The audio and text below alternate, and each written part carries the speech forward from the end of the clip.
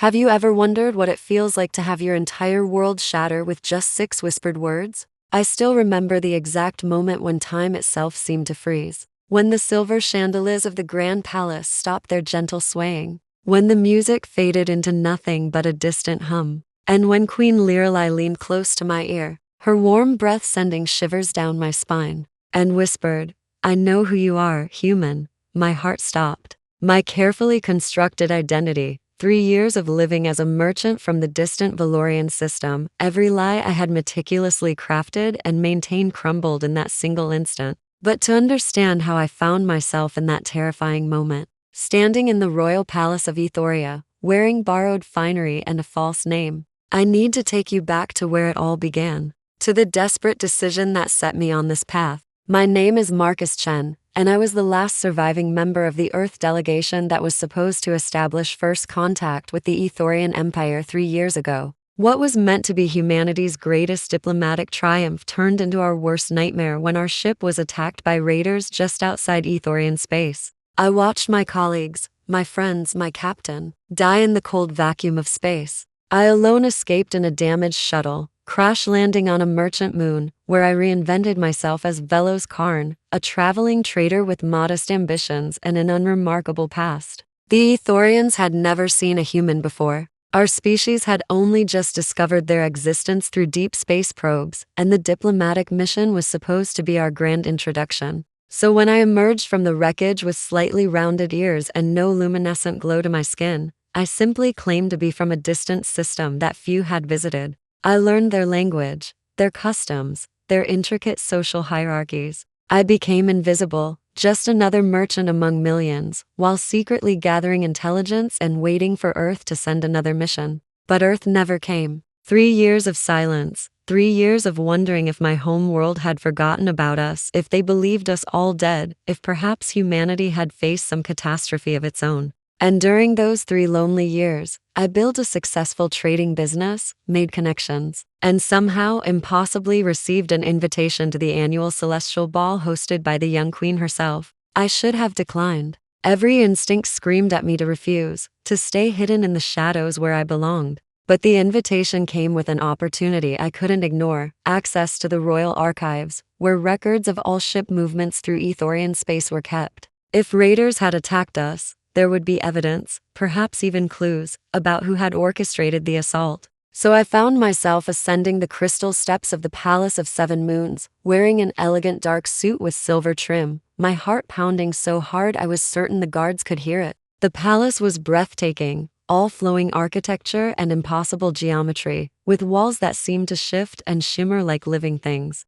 Ethorians glided past me in their finest attire, their pointed ears adorned with delicate jewelry, their skin casting soft patterns of light that reflected their emotions. I kept my head down, avoided eye contact, and made my way toward the ballroom. And then I saw her. Queen Lirelai stood at the center of the grand hall like a star around which everything else orbited. She was young for a queen, perhaps in her mid-20s by human standards, with platinum silver hair that cascaded down her back like liquid moonlight. Her features were delicate yet striking, with high cheekbones and full lips that curved into a thoughtful expression as she greeted her guests. She wore a fitted tactical dress that somehow managed to be both regal and practical, deep blue with silver accents that matched her hair. Unlike the elaborate gowns of the other noble ladies, her attire suggested someone who valued function as much as form. Her pointed ears were adorned with simple crystal studs, and her luminescent skin cast a soft golden glow that pulsed gently with each breath. But it was her eyes that caught me, a deep violet that seemed to see straight through every mask and pretense.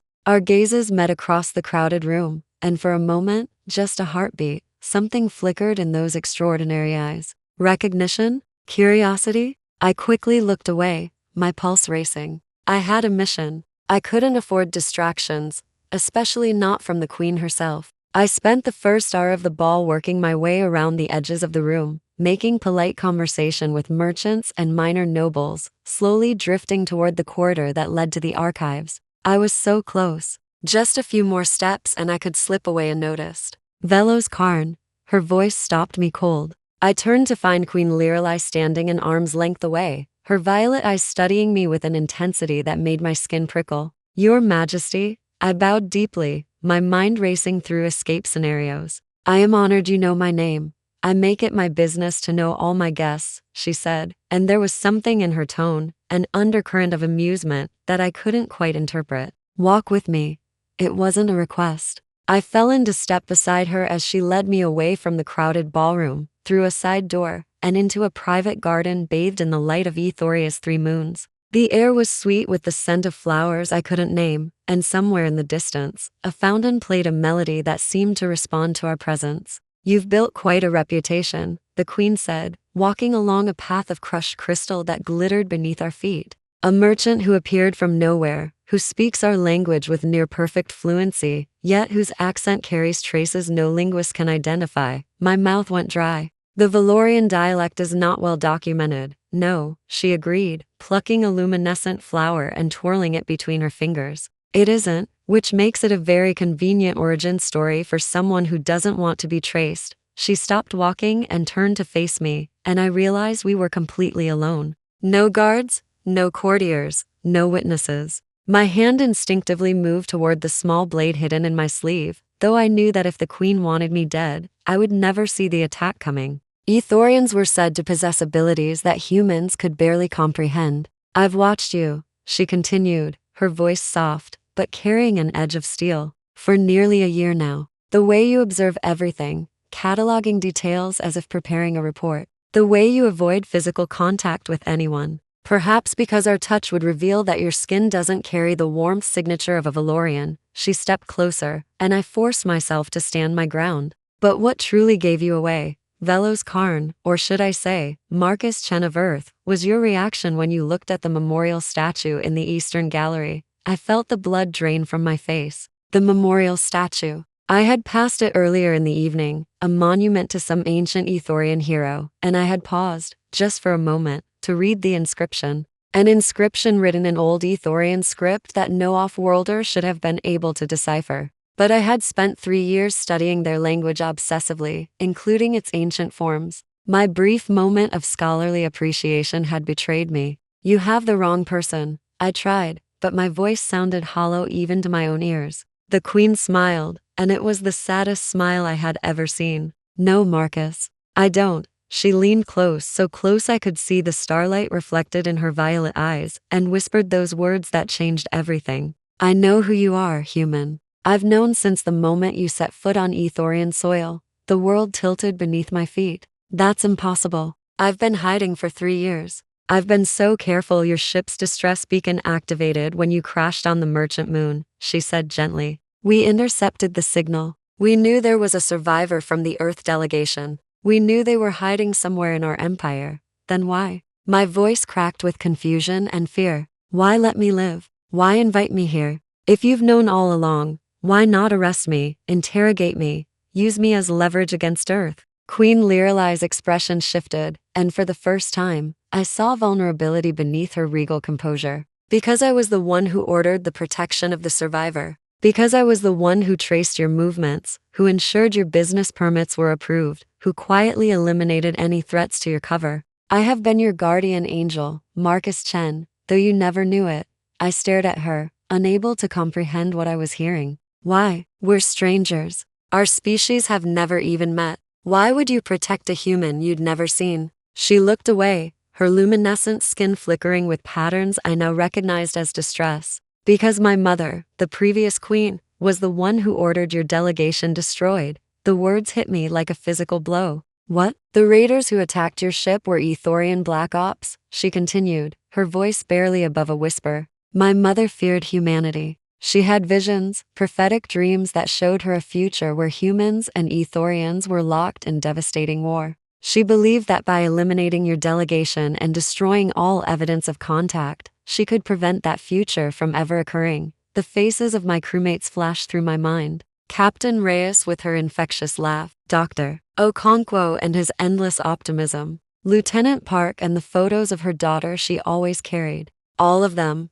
murdered because of one woman's fear of a future that might never come. She was wrong, Queen Lirelai said, as if reading my thoughts. When I ascended to the throne 18 months ago, after her death, I accessed her private files. I learned the truth about what she had done. and I learned that one human had survived. She finally met my eyes, and I saw tears gathering there, making her violet gaze shimmer like galaxies. I have spent every day since then trying to atone for her crimes. Protecting you was my penance. Inviting you here tonight was my confession. I brought you to this garden to beg for your forgiveness, though I know I have no right to ask for it. The future she saw I started was one possible path among millions, she finished. The Ethorian royal bloodline carries the gift of prophecy, but the future is not fixed. My mother so wore because she looked with fearful eyes. When I look at the future now, I see, she hesitated, her glow shifting to a warm rose gold. I see something very different. Something that begins with this moment, with you and me, standing in this garden, choosing a path forward together. I should have been angry. Part of me was, a deep burning fury for my lost friends, my stolen years, my lonely exile. But as I looked at this young queen, carrying the weight of her mother's sins, trying so desperately to make things right, I understood something profound. She hadn't killed my colleagues. She hadn't ordered the attack. She had inherited a tragedy and chosen to respond with courage and compassion rather than continuing the cycle of fear and violence. The memorial statue, I said slowly, working through a sudden realization. The hero it commemorates. She was an Ethorian who ended a centuries-long war by offering her hand in friendship instead of raising her sword. Queen Lirelai nodded, a fragile hope dawning in her expression. The first queen of the Seven Moons, my ancestor. She believed that peace required more bravery than war ever could. Is that why you can read ancient Ethorian script? I asked. Because you've studied her life? Because I've tried to live by her principles, she corrected. The same way you've tried to live by the principles of your fallen captain. I read the logs your shuttle transmitted before it went silent. Captain Reyes was remarkable. Her last order was for whoever survived to find common ground with the species you had traveled so far to meet. To build bridges instead of walls. My eyes burned. I hadn't known about that final message. For 3 years, I had been hiding, waiting, preparing for. I wasn't even sure what anymore. Rescue that never came. Revenge? I had no way to execute. Justice that felt impossible. But maybe Captain Reyes had seen a different path. Maybe she had understood, even in those final moments, that the mission wasn't about survival or retribution. It was about connection. It was about hope. Your mother's visions, I said carefully. The war she saw. What if the variable wasn't humans versus Ethorians?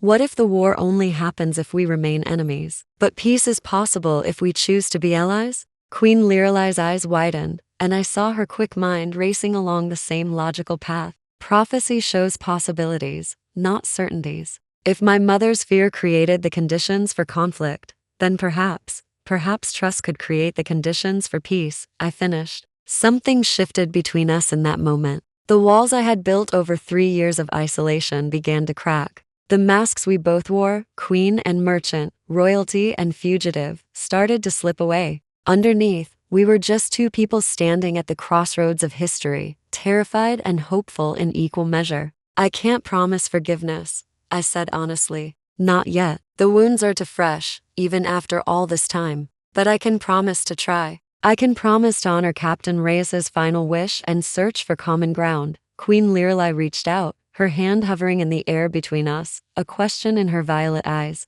I hesitated for only a moment before taking it. Her skin was warm, warmer than I expected. And where our fingers touched, her luminescent glow seemed to brighten. Patterns of gold and silver swirling across her hand like living art. In Ethorian culture, she whispered, the glow responds to truth. It brightens in the presence of genuine feeling. She looked down at our joined hands, at the light dancing between us. I don't think I've ever glowed quite like this before. Despite everything, despite the grief and the anger and the fear, I felt the corner of my mouth twitch upward. I'm going to need you to translate these light patterns for me. Human skin is unfortunately non-luminescent. She laughed, a sound like chimes in the wind, and some of the tension in my chest began to ease. That can be arranged. Though I should warn you, reading someone's glow is considered quite intimate in our culture. More intimate than sneaking a human into your palace and confessing your mother's war crimes? Marginally less intimate than that, actually. We stood there for a long moment, hands still clasped, the 3 moons casting silver light across the garden.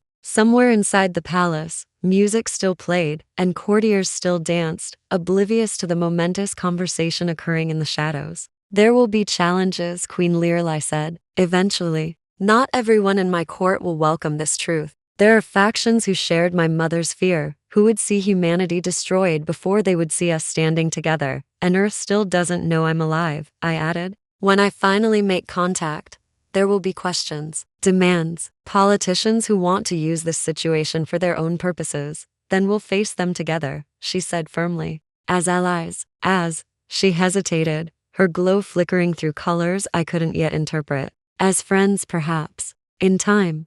I squeezed her hand gently. In time, I agreed. The queen who had protected me from the shadows. The human who had been hiding in plain sight. Two people who should have been enemies, choosing instead to reach for something better. Maybe Captain Reyes would have approved. Maybe this was what first contact was always meant to be, not sterile diplomatic protocols or careful exchanges of data, but two individuals in a moonlit garden, deciding to trust each other against all odds. There's something else, Queen Lirelai said, releasing my hand and reaching into a hidden pocket of her dress. She withdrew a small crystal sphere that pulsed with inner light. A message arrived through subspace channels 3 days ago, from a ship identifying itself as the ESS Resolution, the second Earth delegation. They'll arrive at the edge of Ethorian space in 6 weeks. My heart nearly stopped. Earth hadn't forgotten. Help was coming. But now, the situation was infinitely more complicated than a simple rescue mission.